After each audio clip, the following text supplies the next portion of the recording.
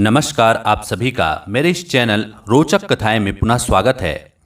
आज मैं आपको विक्रम वेताल की एक और रोचक कहानी अभिशप्त सुंदरी बताने जा रहा हूं। तो देर नहीं करते शुरू करते हैं आज की कहानी। राजा विक्रमादित्य बड़ी तेजी से पीपल के पेड़ के पास पहुंचे। लाश पहले की तरह उल्टी लटक रही थी। उन्होंने लाश को पेड़ से नीचे उतारा, उसे अपने कंधों पर रखा और अपने राज्य की ओर चल दिए। रास्ते में बेताल उन्हें एक अन्य कहानी सुनाने लगा। पुण्यपुर में राजा वीरभद्र का शासन था। उसका एक वफादार मंत्री था जिसका नाम था सत्यमणि। एक दिन सत्यमणि ने राजा के पास जाकर विनती की, महाराज, मैं तीर्थ यात्रा पर जाना चाहता हूँ, इसलिए आपका आशीर्वाद और अनुमति लेने आया हूँ। राजा वीरभद्र ने उसे अनुमति दे दी। सत्यमणि ने सागर तट पर बने शिव मंदिर में दर्शन किए। जब वह मंदिर से बाहर आया तो सागर में उठ रही हिलोरों को देखने लगा। इससे उसे इतना आनंद आया कि वह सारी रात वहीं बैठा रह गया। आधी रात को उसने एक अद्भुत नज़ारा देखा। अचानक ठंडी हवा चलने लगी। सत्यमणि ने सोचा कि यह हवा उसे कोई संकेत कर रही थी। वह उठकर सागर की ओर चल दिया। ज्यों-ज्यों वह सागर के पास पहुंचता गया, त्यों-त्यों उसे अपने आसपास एक चमक दिखाई देने लगी। यह एक अलग प्रकार की रोशनी थी। सत्यमणि ने देखा कि सागर से एक पेड़ बाहर आ रहा था जो बहुत चमक रहा था। उसकी पत्तियां सोने की थी तथा फल फूल हीरे मोती और जवाहरात के बने थे। उस पेड़ पर बैठी एक सुंदरी वीणा बजा रही थी। इसके बाद वह पेड़ पानी में ओझल हो गया। अगले दिन सत्यमणि फिर वहीं गया और आधी रात होने का इंतजार करने लगा। जब पेड़ बाहर आया तो वह तैर कर वहां तक गया और सुंदरी से उसके बारे में पूछा। वह कुछ नहीं बोली। सत्यमणि ने अपनी यात्रा वहीं रोक दी।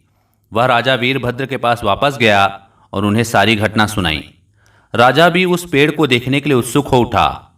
राजा ने राज्य का काम सत्यमणि को सौंपा और वह पेड़ देखने के लिए चल दिया। जो ही वह पेड़ पानी से बाहर आया, राजा तैरकर उसके पास पहुंच गया। सुंदरी हमेशा की तरह वीणा बजा रही थी। वह राजा को देखकर बोली, तुम यहाँ क्यों आए हो? क्या तुम नहीं जानते कि यह स्थान खतरे से खाली नहीं है? यहाँ तुम्हारी जान भी जा सकती है। तुम्हें इसी समय यहाँ से वापस चले जाना चाहिए। जाओ, तुरंत यहाँ से लौट जाओ। मैं नहीं चाहती कि मेरे कारण किसी भी व्यक्ति के प्राण जाएं। राजा ने कहा, मैं तुम्हारी सुंदरता के बारे में सुनकर यहाँ आया हूँ। मैं तुमसे विवाह करना चाहता हूँ।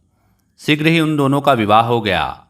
इसके बाद वह सुंदरी बोली, महाराज, आप अमावस्या की रात को इस पेड़ के पास मत आना।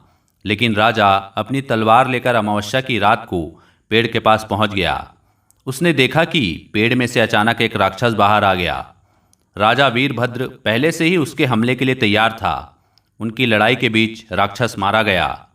फिर राजा ने सुंदरी से पूछा, यह राक्षस अमावस्या की रात को पेड़ पर क्यों आता था? सुंदरी ने उसे धन्यवाद दिया और सब कुछ विस्तार पूर्वक बताने लगी। मैं गंधर्व विद्यासागर की बेटी हूँ। वे मेरे हाथ का ही पका और परोसा हुआ भोजन करते थे। एक दिन मैं उन्हें खाना देना भूल गई। तब उन्होंने मुझे गुस्से में शाप दे दिया कि एक राक्षस हर अमावस्या की रात आकर मुझसे विवाह करने के लिए धमकाएगा।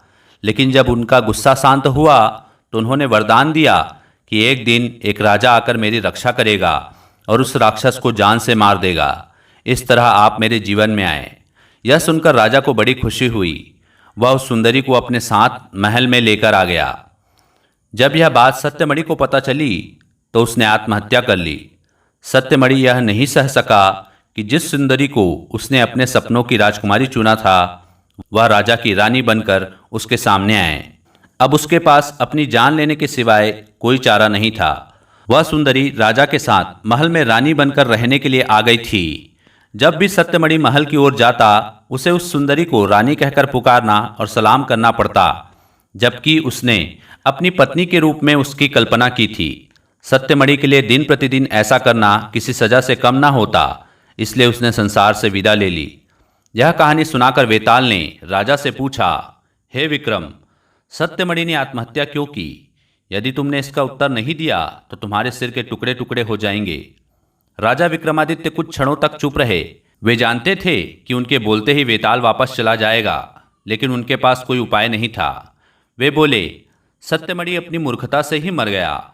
वह सुंदरी को देखते ही पसंद करने लगा था। अगर सत्यमणि को सुंदरी से प्रेम हो गया था तो उसे पेड़ वाली बात राजा को नहीं बतानी चाहिए थी, खुद ही सुंदरी से बात करने का उपाय करना चाहिए था।